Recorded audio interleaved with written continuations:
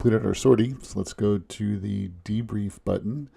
This will take us to Wimmers to the Debrief page of our sortie, where it will automatically take the data from the post-flight tab and put it directly into the Wimmers Debrief page. You can see here that we have the times, we have all of the textual inputs, so our debrief's done.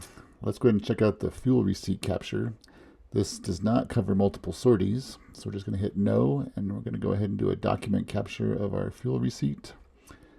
And this will save it to the photos library with the annotation already completed. So we simply go back to Wimmers, select the file, and go to the photo library, select the photo, and here it is. You can see the fuel receipt and the annotation and attach it to the sortie. And we're done with our debrief.